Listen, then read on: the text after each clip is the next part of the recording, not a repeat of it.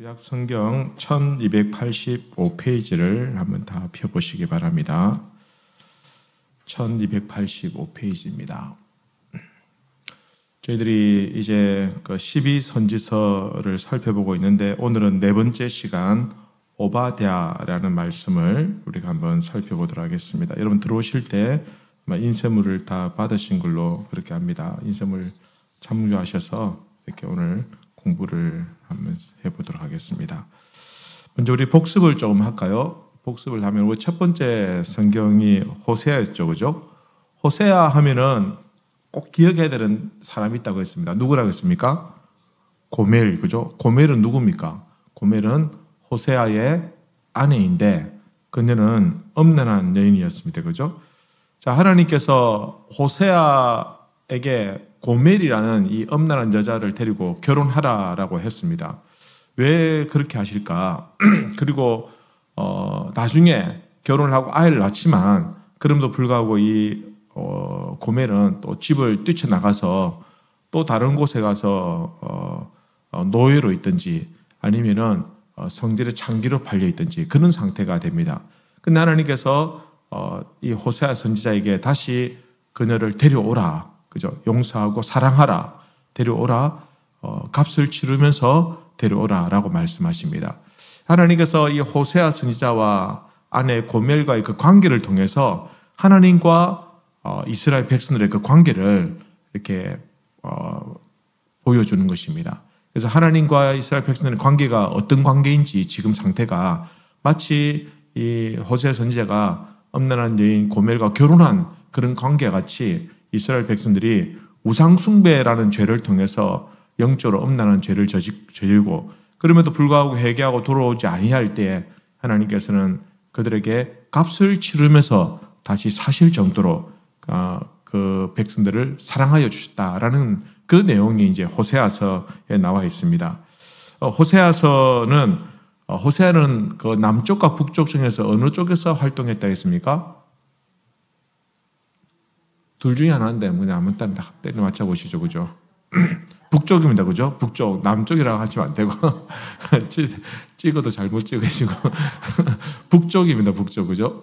북이스라엘에서 활동했던 선지자이고 그 당시에 왕이 누군지 기억나십니까? 이세랬는데 여로보암 2세라고 했습니다, 그죠? 그 당시는 가난했습니까? 잘 살았습니까? 잘 살았습니다. 경제로 풍요로운 시대였습니다. 그런데 이스라엘 백성은 갈수록 교만하게 되고 또 하나님을 떠나게 되었다라는 것입니다. 그 내용이 이제 이스라엘 호세아서 내용입니다.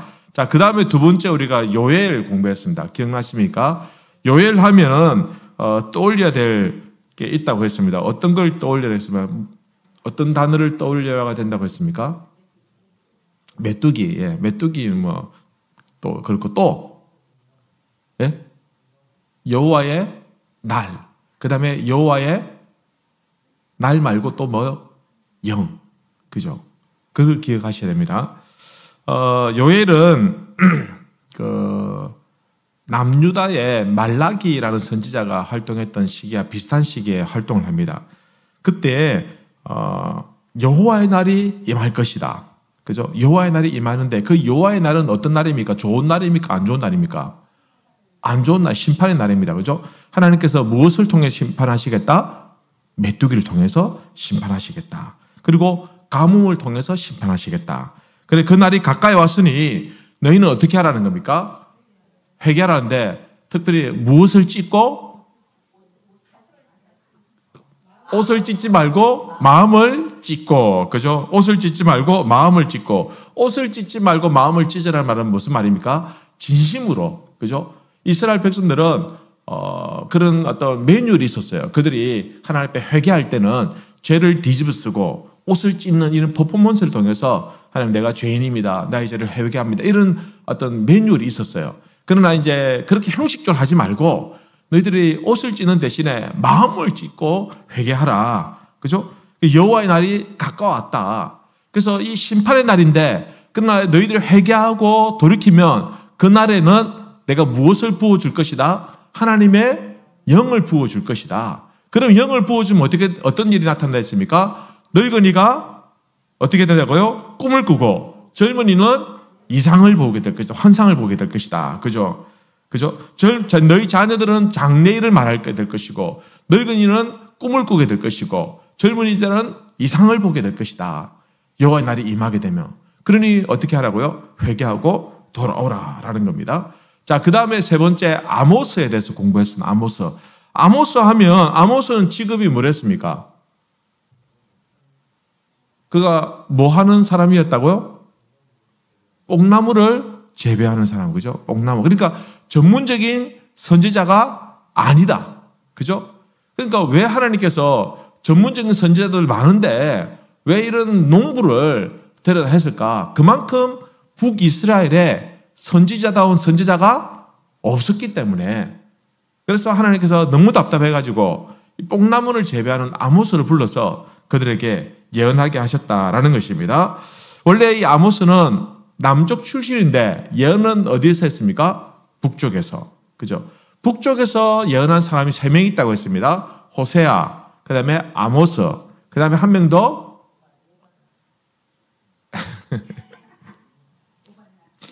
북쪽 출신이 누구라고요? 요나, 아모스, 호세아. 예, 잊어버려야 됩니다. 잊어버려야 제가 다음에 또 이렇게 하죠. 그죠? 다 기억하면 제가 어떻게 하겠습니까? 자, 아모스에서는 우리가 기억해야 될 게, 숫자입니다. 숫자. 그죠? 숫자를 기억하려 했습니다. 그죠? 어떤 숫자입니까? 1, 2, 3, 4, 5, 6, 7, 8, 9, 10 중에서 어떤 숫자입니까? 해도 너무 하시네, 진짜. 예언은 몇 가지를 했습니까? 예언은 몇 가지? 예언은, 제일 처음에 예언은 8가지. 8가지인데, 이 8가지는 예언은 어떤 것이냐면, 각 나라 이방 족속들에게 심판을 예언하는 겁니다. 거기에는 북이스라엘도 들어가고, 남유도 들어가고, 그 다음에 이방 족속들, 에돔, 암몬, 모압, 이렇게 골고루 다 들어갑니다. 그래서 8족속에게 8가지 예언을 하고, 그 다음에 5가지 심판에 대해서 보여주고, 그 다음에 5가지 약속. 그죠? 그러니까 8, 5, 5 이걸 기억하셔야 됩니다. 8은 예언, 8가지 예언, 8족속에게 예언하는 거. 그다음 5가지 심판, 그리고 5가지 약속. 그 약속은 뭡니까? 회개하고 돌아오면 5가지 약속을 이루어주겠다. 자, 심판에는 어떤 심판이 있었습니까? 메뚜기는 막 항상 들어갑니다. 메뚜기. 그 다음에 타는 불꽃. 기억납니까? 그 다음에 또 어떤 게 기억납니까? 그 청량할 때 쓰는 거. 다림줄. 그죠? 다림줄. 그 다음에 또 가을에 익은 실과. 그죠? 그 다음에 한 가지 더. 위에서 내려앉는 문설주. 그죠? 이제 기억이 좀 나시죠? 그죠? 이 5가지 심판에 대해서 예언하시고, 그 다음에 회개하고 돌이키면 5가지 약속을 주셨다라는 것입니다. 자, 이렇게 우리가 지난주까지 공부했고, 여러분 항상 꼭 말씀드리는 것은 구도를, 이 선지서들의 구도는 항상 그렇습니다. 이스라엘 백성들의 죄에 대해서, 그죠? 이스라엘 백성 죄를 짓고 그 죄에 대해서 하나님께서 뭐 하시겠다? 심판하실 것이다. 그러나 너희들이 회개하고 돌이켜보면 어떻게 하겠다? 하나님께 용서하시고 회복시켜 주겠다. 죄, 심판, 회개, 그 다음에 회복. 요거를 그 구도를 딱 기억하셔야 됩니다. 그래서 호세아도 그랬고, 요엘도 그랬고, 아모스도 그랬고, 자, 오늘 오바다도 마찬가지입니다. 오바다는 한 장밖에 없습니다. 한 장밖에 없습니다. 그죠? 그죠?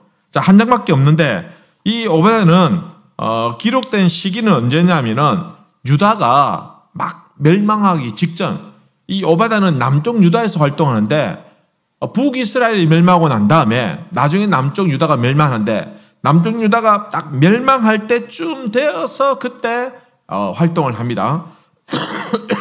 이 기록 목적은 무엇이냐면, 기록 목적은 우리 같이 한번 읽어볼까요? 같이 읽습니다. 시작. 바벨론에 유린당하고 멸망에 직면한 유다를 조소하면서 자신의 안전과 평안을 확신하는 누구의 교만을 고발한다. 누구의 교만이냐면, 보십시오. 바벨론에 유린당하고 멸망에 직면한 그 유다, 남유다가 망하게 되었으니까 유다가 망하는 걸 보고 막 조소하고 비웃고 조롱하는 거예요.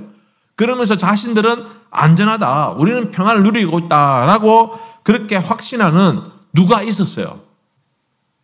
누가 있었냐면 누굴까요? 에돔입니다. 에돔의 교만을 고발하는 내용이다라는 것입니다.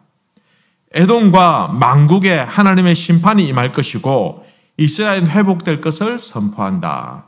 자, 구조를 보시면 전체 한 장밖에 없으니까 1절은 서문이고요. 2절부터 9절까지는 에돔에 대해서 멸망을 선포합니다. 그리고 그 멸망이 나중에 성취되어진다라는 겁니다. 그들이 멸망당하는 죄악의 이유가, 그 죄가 무엇이냐? 10절부터 14절까지는 하나님께서 그들을 심판하는 이유에 대해서 설명을 해줍니다. 그 다음에 15절부터 18절까지는 에돔에서 더 나아가서 다른 열방들에 대해서도 하나님께서 어떻게 하시겠다? 심판하시겠다. 그리고는 시온, 즉 이스라엘 백성들은, 하나님의 백성들은 구원하시겠다라는 것입니다. 그리고 마지막 19절부터 21절까지는 하나님에게 속할 그 나라에 대해서 이렇게 설명을 해주고 있습니다. 여기도 보면은 이스라엘 백성들, 에돔의 죄에 대해서 하나님께서 심판하겠다. 만약 너희들이 회개하면 나중에 돌이킬 것인데 너희들은 회개하지 않고 이스라엘이 너희들이 조롱하고 비웃는 그 유대는 내가 그들을 오히려 회복시켜 주겠다. 이런 내용으로 구조가 이루어져 있습니다. 자, 핵심 구절은 13절, 14절이 핵심 구절입니다. 자, 성경 말씀해 보시면 13절, 14절 우리 같이 한번 읽어볼까요? 성경 다 찾으셨습니까? 같이 한번 읽습니다. 시작. 내 백성이 환난을 당하는 날에 내가 그 성문에 들어가지 않을 것이며 환난을 당하는 날에 내가 그 고난을 방관하지 않을 것이며 환난을 당하는 날에 내가 그 재물에 손을 대지 않을 것이며 내 거리에 서서 그 도망하는 자를 막지 않을 것이며 고난의 날에 그 남은 자를 원수에게 넘기지 않을 것이니라. 이 구절이 이제 에돔, 이 오바다의 전체의 핵심 구절이 됩니다. 자, 에돔은 어떤 족속입니까? 에돔의 조상은 누굽니까? 에서죠, 에서. 자, 아브라함의 아들 한 명밖에 없죠, 이삭. 그죠? 이삭의 아들은 둘입니다. 에서와 야곱. 형이 에서고 쌍둥이 동생이 야곱입니다. 근데 우리가 잘 알다시피 야곱이 형을 속여가지고 장자꾼을 팥죽을 팔아먹고 죽을 팔아가지고 뺏어버리고 아버지가 축복을 받고 주랭랑 치가지고 자기 외삼촌 집 라반의 집에 가서 살게 되죠. 그때 이제 에서는 남아서 뭐 하느냐? 에서는 털이 많이 나고 붉고 용사 같은 사람이에요. 야곱은 쉽게 말하면 우리 식으로 하면은 계집애 같이 이쁘게 생겼고 에서는 막 우람하게 생겨가지고 막 밖에서 뛰노는 거 좋아하고 사냥하는 거 좋아하고 그랬었어요. 그래서 야곱은 늘 엄마 옆에서 막 이렇게 애교 부리고 아양 떨고 하니까 엄마 리브가가 나중에 이 야곱을 편을 들어주는 일이 있고, 그죠? 그리고 에서는 이제 아버지가 이제 눈이 멀어가지고 이제 나이도 들고 그러니까 내가 너를 축복해 줄 것이니 내가 좋아하는 음식을 네가 사냥 좀 해온나. 그래 에서가 밖에 나가 사냥을 딱 해가 왔는데 그 사이에 자기 동생이 그걸 가로채버린 거예요. 그래서 에서가 화가 나가지고 뿔따고 나가 일이 났겠죠. 일이 나가지고 나중에 야곱 오기만 해봐라. 내가 가만두지 않겠다. 가만두자. 내가 두고 보자. 그렇게 이제 나중에 야곱과 조우하게 되지만 그러나 자기가 400명의 군사를 끌고 가가지고 야곱을 어찌 해보려고 하는데 그때 하나님께서 야곱의 기도를 들으시고 에서의 마음을 바꿔주셨어요. 그래서 에서가 처음에는 야곱을 해치려고 나갔다가 동생과 다시 만나서 화해하고 그죠? 나중에 이제 에서는 에서대로 사는 그런 내용이 나옵니다. 자, 그런데 에서가 아버지하고 엄마에게 근심거리가 있었어요. 그게 무엇이냐면 그게 무엇일까요? 장가를 가긴 갔는데 누구한테 장가 갔습니까? 이방 여인들하고 결혼했어요. 이방 여인들하고 결혼해가지고 그때부터 얘가 이제 막 엇나가기 시작하는 거예요. 그래서 나중에 영적인 장자의 그 적통은 야곱을 통해서 나타나게 되고 에서는 자식들 낳고 번창합니다. 근데 그 에서를 통해서 태어나는 그 족속 전부 다 이제 이방인이 되는 거예요. 그래서 그 족속을 에돔이라고 해요. 에돔은 이스라엘이 나라가 있으면은 저 남쪽 끝에 모여서 삽니다. 남쪽에 딱 자기들끼리 그 산세가 있고 바위 산이 많은 데가 있거든요. 거기서 모여서 이제 에돔 족속을 이루면서 살게 됐다라는 것입니다. 그러니까 에돔 족속은 항상 자기들이 사는 땅도 안 좋아요. 이스라엘은 그나마 가나안 땅에서 살고 있는데 자기들 밑에 내려가지고 험지에서 살고 이러니까 막 별로 그렇게 막 이스라엘에 대해서 감정이 안 좋아요. 우리가 받아야 될 축복을 저놈들이 다 뺏어갔다. 그런 마음이 있어요. 그래서 늘 항상 이 이스라엘과 좀 숙적 관계가 안 좋은 갈등이 있는 그런 상태였다라는 것입니다. 근데 하나님께서는 이 에돔을 어떻게 하냐면 에돔을 미워하지 말라라고 말씀하십니다. 신명기 23장 7절에 보면 성경 구절 기록되어 있죠. 같이 읽습니다. 시작. 너는 에돔 사람을 미워하지 말라. 그는 내 형제임이니라. 애굽 사람을 미워하지 말라. 내가 그의 땅에서 객이 되었음이니라. 이제 출애굽 해가지고 광야에서 생활하는 이 이스라엘 백성들에게 하나님께서 너희들이 에돔을 미워하지 말라. 왜냐하면 그 에돔은 너희의 형제 족속이다. 근데 나중에 이제 지나가려고 하는데 에돔이 길을 막아가지고 방해하는 그런 사건이 있긴 있습니다만은 하나님께서는 에돔과 사이가 좋기를 바라셨어요. 그런데 에돔과 항상 이 앙숙이고 관계가 안 좋았어요. 결국은 이제 남유다 시대에 남유다가 멸망할 때가 되니까 바벨론에서 그 땅이 유린당하고 침략당하고 거의 뭐 황폐되고 멸망당할 그때에 에돔이 꽃이다 잘됐다. 너 그럴 줄 알았다면서 까불때만 하면서 그러면서 그 유다가 멸망하는 것을 조롱하고 비웃고 그죠? 그리고는 자기들은 우리는 끄떡없다. 우리는 뭐 안전하다. 이렇게 하는 그 교만을 하나님께서 보시고 그들을 심판하시겠다라는 내용이 오바다에 기록이 되어져 있습니다. 그 여러분들 오바다 하면은 누구를 기억하냐면 에돔을 딱 기억하죠. 에돔. 오바다는 에돔이다. 오바다는 성경 한 장짜리고 에돔밖에 없다. 에돔이 이 유다가 멸망하는 것을 비웃고 조롱한 것에 대해서 하나님께서 그 족속을 심판하시겠다는 내용이 나온다. 단지 조롱하고 비웃었기 때문만 아닙니다. 에돔도 역시 하나님 앞에서 우상숭배하고 그들이 하는 말씀에 불순종하고 그들이 신실하게 하는 백성의 세상을 살지 않으니까 결국은 그들의 죄로 말미암아 하나님께서 그들을 심판하시겠다라고 이렇게 말씀하셨다라는 것입니다. 나중에 보면 우리가 성경 보면 이스라엘과 에돔이 항상 군사적인 충돌도 자주 일어나고요. 그 다음에 숙적 관계에 있다가 결국은 이제 에돔이 망할 때에 이 남유다가 망할 때 에돔이 어떻게 하냐면은 여러분 성경 말씀을 한번 볼까요? 11절 보십시다. 11절 같이 읽습니다. 시작. 내가 멀리 섰날 곧 이방인이 그의 재물을 빼앗아 가며 외국인이 그의 성문에 들어가서 예루살렘을 얻기 위하여 제비 뽑던 날에 너도 그들 중 한 사람 같았느니라. 지금 이제 이방 나라에서 멸망당할 그 상황, 예루살렘이 상징적인 그 도시 예루살렘이 폐허되는 그 와중에 너도 그들 중에 한 사람 같이 어떻게 했다고요? 약탈하고 빼앗고 유린했다라는 것입니다. 그리고 어떻게 했냐면 도망가는 백성들을 그들이 가로막고 도망가는 이스라엘 백성들을 잡아서 죽이거나 공격하는 그 일까지 이 에돔이 했다라는 것입니다. 그래서 이 에돔이 형제 족속이 이 유다가 망하는 것을 지켜보면서 오히려 그것을 조소하고 비난하는 것에 대해서 하나님께서 경계하는 말씀이다라는 겁니다. 여러분 우리가 오늘날 이 교회 성도 같은 이제 교회 안에 있는 성도끼리 이렇게 교제하고 이렇게 한다고 하지만 그러나 의외로 가까이 좀 아는 사람들은 좀 알아요. 좀 친한 사람들은 친하게 지내고 구역이나 전도에서 하는데 그러나 그 외의 사람들은 잘 몰라요.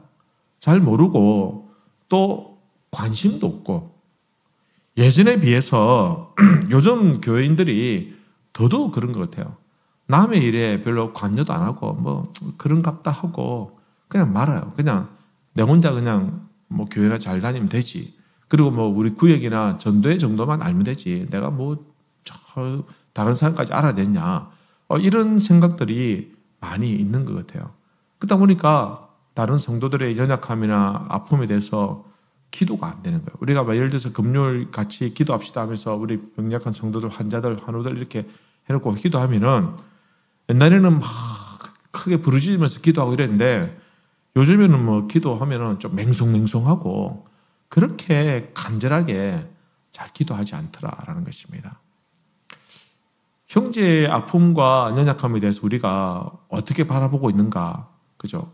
에돔은 형제의 아픔과 연약함에 대해서 외면하고 오히려 약탈하고 조롱하고 비웃는 그것 때문에 하나님께 멸망을, 심판을 받는 겁니다. 우리에게도 마찬가지예요. 우리도 우리 형제와 자매들의 아픔과 연약함에 대해서 우리가 돌아보지 아니하고 그것을 당연시 여기고 혹시나 그것에 대해서 무관심하고 외면하게 되면은, 방관하게 되면 그도 역시 의도 하나님 앞에서 죄를 얻는 것과 다를 바가 없다라는 겁니다. 그럼 방관하는 것도 죄악입니다. 여러분, 우리가 초대교회 역사를 보십시오. 초대교회가 하나님께서 그 교회를 부흥시켜 주시고 축복해 주시고 그 시대에 사람들에게 칭찬받은 이유가 무엇입니까? 단지 그들이 예배만 잘 드렸기 때문에 칭찬받았냐? 그렇지 않습니다. 교회가 앞장서서 구제하고 그리고 나누고 베푸는 그 삶을 살았기 때문에 그 사람들이 교인들을 존경하고 사랑하고 부러워하고 우리도 교회 가자 이렇게 된 것이지, 단지 그들이 하나님만 잘 믿고 예수님만 잘 믿었다고 해서 다른 사람들이 교회를 존중해주고 인정해주고 그렇게 한 것이 절대 아니다는 것입니다. 여러분, 한국 교회가 지금 이 땅에서 사람들에게 인정을 받지 못하고 존경받지 못하는 이유 중에 하나가 무엇이냐? 단지 우리가 뭐 코로나 때 우리끼리 어떻든 예배를 드리겠다. 과연 그것 때문만이었을까요? 저는 그렇게 생각하지 않습니다. 그 이전부터 평소에 교회가 세상 사람들이 볼 때에 좀 이기적인 모습을 보여준 거예요. 우리는 그게 믿음이라고 생각하고 그게 우리 신앙이라고 생각했지만 그게 세상 사람들이 볼 때는 설득력이 없어요. 이해가 되지 않는 거예요. 그러니 교회에 대해서 조금씩 아니곱게 생각하는 게 마음이 쌓이고 나중에 결국은 코로나 터졌을 때 교회의 그런 모습들이 이기적으로 보이는 거예요. 만약에 그 전부터 교회는 다르다, 성도들은 다르다, 교회 다니는 사람들은 다르다 이런 인식이 있다고 한다면 예배를 드리려고 하는 그들의 모습을 보고 오히려 그 신앙과 그 모습을 칭찬해 주지 않겠습니까? 오히려 칭찬해 줬을 것이에요. 그러나 그렇게 하지 못한 이유가 뭡니까? 교회가 이미 신뢰를 잃어버리고 사람들에게 보여주는 모습이 그렇게 선하지 않았기 때문이지 않느냐라는 겁니다. 부흥만을 위해서 달려온 그 교회 모습이, 그죠? 세상 사람들 볼 때는 이기적으로 보였던 거예요. 부흥했었어야 돼요. 부흥하는 거 맞습니다. 하나님 축복 맞습니다. 하지만 동시에 부흥하면서 많은 사람들이 교회로 들려오고 교회 안에 많은 인적인 인프라가 구축이 되고 또 많은 물질들이 교회에 들어오잖아요. 교회 들어와가지고 교회도 건축화했잖아요. 그와 동시에 그만큼 오히려 또 아웃풋하는, 내놓는, 좀 세상에 내놓는 그런 모습이 더 있어야 되지 않느냐. 더 구제하고 원래 하던 것보다 더 많이, 교회가 10배 부흥하면 10배 구제화 더 하는 겁니다. 그만큼 더 했었다고 한다면 교회가 과연 그렇게 좀 외면당하지만은 않았겠다라는 생각을 갖게 된다라는 것입니다. 교회에 다 같이 다니는 사람들도 관심이 없는데 세상 사람들에게 관심이 있겠습니까? 그죠? 그만큼 우리가 많이 심령이 메말라 버렸다라는 것입니다. 이제는 뭐 무뎌져가지고 뭐 이렇게 세월래도 안 일어나요, 안 일어나. 제가 지난주에 참 우리 교인들은 내가 속았다라는 생각이 들어요. 아니, 우리 교인들이 어떤 분들이 그 1027 그 큰 연합 예배에 대해서 관심을 가지고 뭐 우리 교회는 안 갑니까 하고 이런 얘기가 들려서 저는 우리 교인들이 관심 있는 줄 알았어요. 그래서 우리 당의 장로들한테 말씀드리니까 장로들도 같이 갑시다 하면서 그래가지고, 그래서 저는 진짜 많이 갈 줄 알고 너무 많이 가면 어떻게 하나 그 고민하고 이제 했는데 갔는데 참 얼마나 사람들이 안 와가지고 내가 비 맞으면서 기도하면서 주여 이러면서 야 참 뭐 안 온 걸 탓하는 건 아닙니다만은 그만큼 관심이 없구나 그런 생각이 드는 거예요. 이번 집회에 대해서 제가 좀 우려했던 것은 혹시 이런 집회가 정치적으로 이용당할까 온 뭐 초교파적으로 하다 보니까 이 교파 배려하고 저 교파 배려하고 저 교단 배려하고 하다 보면은 이게 뭐 여기도 한 명 나오고 저기도 한 명 나오고 근데 나중에 하다 보면 이게 뭐 짬뽕이 돼가지고 엉망진창이 되고 이게 제대로 된 집회가 안 되고 이제 그냥 형식적인 그런 게 될 수도 있거든요. 그죠? 제가 그 참석해서 다행히 참 감사했던 것 중 하나가 뭐 특정 어떤 사람들에서 비방하거나 뭐 비난하거나 이런 게 아니라 이 교회가 참 신앙의 어떤 바른 길을 갈 수 있도록 그것을 지킬 수 있도록 기도하자. 그리고 우리의 잘못을 돌이켜보자. 하나님 우리가 잘못했습니다. 우리가 부족했습니다. 회개하는 그런 시간들이 많이 있었어요. 진짜 순수하게 처음 찬양, 그 다음에 설교 말씀, 그 다음에 회개 기도 이게 전부 다였어요. 그러니까 기도하면서 뜨겁게 기도가 되는 거예요. 딴 거 아니고 우리가 하나님 앞에서 참 한국 교회가 잘못했던 거다. 한국의 성도들이 부족했던 거, 참 우리 교회 지도자들이 하나님 앞에서 바로 서지 못했던 거 이런 것들을 회개하면서 하나님 우리를 살려주십시오. 우리를 고쳐주십시오. 우리를 회복시켜 주십시오. 라고 간절하게 부르짖었던 그런 기도가 있었던 거예요. 그래서 저는 뭐 그나마 참 감사했고 그런데 주최 측도 그렇고 뭐 다른 데도 그렇고 약 한 110만 명 정도 모인 걸로 이렇게 됩니다. 110만 명 모이면 어마어마하게 많이 모인 겁니다. 어마어마하게 많이 모인데 근데 우리 교회는 20명도 안 갔어요. 우리 교회는 서대문 안에 있는 이 사대문 안에 있다고 그렇게 자부심을 하던 그 교회 성도를 다 어디 가쁘고 제가 보면서 참 마음이 좀 씁쓸했고 제가 뭐 안 갔다고 뭐라는 게 아니라 좀 관심을 좀 가졌으면 좋겠다. 그죠? 내 신앙만이 아니라 이 참 한국 교회가 바로 설 수 있도록 그죠? 그리고 한국 교회가 좀 이 나라 민족에게 좀 인정받는 좀 사랑받는 그런 교회가 될 수 있도록 구제하고 나누고 베풀고 또 사회적 약자들을 품고 그죠?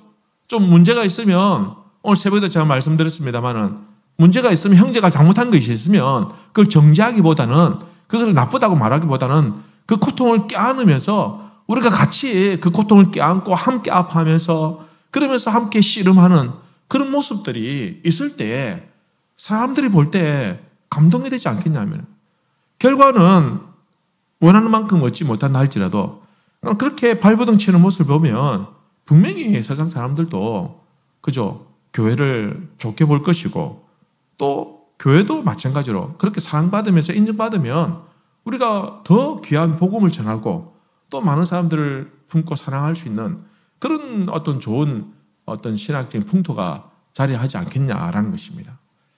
그런 면에 있어서 오늘 많은 교인들이 참 너무 우리가 좀 너무 이기적이다. 그죠? 그리고 너무 소극적이다. 이기적이까지 안 가더라도 너무 소극적이고 너무 좀 방관한다. 이런 마음이 좀 드는 거예요.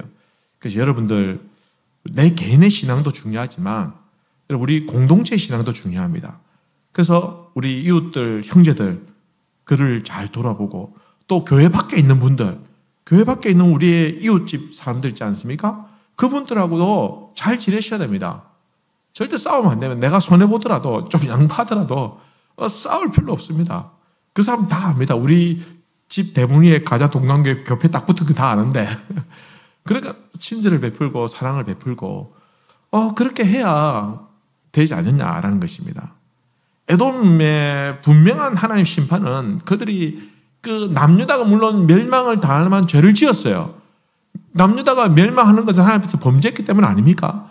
멸망당하지만 그것을 가슴 아파하면서 참 애달파하면서 그 도망가는 사람들 도와주고 뭐 이렇게 해주지 못할 망정 들어가가지고 같이 약탈하고 백성들 잡아서 노예로 팔아먹고 하는 그런 죄악에 대해서 하나님께서 아주 엄하게 이 에돔을 심판하셨다라는 것입니다. 3절에 보면 에돔이 이렇게 얘기합니다. 3절 보십시오. 너의 마음의 교만이 너를 속였도다. 바위 틈에 거주하며 높은 곳에 사는 자여. 이 바위 틈에 거주하며 높은 곳에 사는, 이게 에돔이 그 살고 있는 환경을 말하는 겁니다. 내가 마음에 이르기를 누가 능히 나를 땅에 끌어내리겠느냐 하니, 누가 감히 우리를 끄집어내겠냐, 그런 교만한 마음을 가지고 있었다는 겁니다. 이 에돔이, 그죠? 누가 우리를 건드리겠냐, 그 말입니다. 그죠? 그러나 하나님께서 그들을 어떻게 하겠다는 겁니까? 그들의 상황을 보시고 끄집어내리겠다라는 것입니다. 2절 보십시오. 2절 보시면, 보라, 내가 너를 나라를 가운데 매우 작게 하였으므로 내가 크게 멸시를 받느니라. 누가 우리를 끄집어내겠냐 하니까 내가 끄집어내릴게 하면서 하나님께서 그들을 작게 만들어버리고 끄집어내리겠다라고 말씀하셨다라는 겁니다. 4절에 보시면, 내가 독수리처럼 높이 오르며 별 사이에 깃들일지라도 내가 거기에서 너를 끌어내리리라. 겨우 바위 틈에 숨어있는 너희냐? 내가 독수리가 잘 높이 올라가 봐라. 별 사이에 숨어봐라. 내가 못하느냐? 거기에 숨어도 내가 어떻게 하겠다? 끄집어내리겠다. 이렇게 하나님께서 말씀하고 있다라는 것입니다. 하나님의 심판은 더 나아가서 15절 보시면은 이제 만국으로까지 확장됩니다. 여호와께서 15절에 만국을 벌할 날이 가까웠으니, 에돔 너희뿐만 아니라 모든 만국들도 심판에 이를 것이다 라고 경고하고 있는 것입니다. 그러나 19절과 20절 보시면 다시 그들이 회개하고 돌이킬 때, 이스라엘 백성들이 회개하고 돌이킬 때 내가 그들을 다시 돌아오게 할 것이다. 너희들이 조롱하고 비웃었지만, 이제 멸망했지만, 유다는 포로로 끌려갔지만 내가 그들을 다시 이 땅에 불러들일 것이다 라고 말씀하는 것이 19절과 20절에 나옵니다. 19절 보시면, 그들이 네겝과 에서의 산과 평지와 블레셋을 얻을 것이요, 또 그들이 에브라임의 들과 사마리아의 들을 얻을 것이며, 베냐민은 길르앗을 얻을 것이며, 사로잡혔던 이스라엘의 많은 자손은 가나안 사람에게 속한 이 땅을 사라바까지 얻을 것이며, 예루살렘에서 사로잡혔던 자들 곧 스바랏에 있는 자들은 네겝의 성읍들을 얻을 것이니라. 다시 돌아와서 그들의 땅을 회복할 것이다 라고 말씀하고 있다라는 것입니다. 에돔의 주제는 이렇습니다. 에돔은 말씀드린 것처럼 그들이 형제 족속을 미워하고 그들의 어떤 심판을 당연시하고 조소하고 조롱하는 것에 대해서 하나님께서 심판하시고 너희들을 끄집어낼 것이다.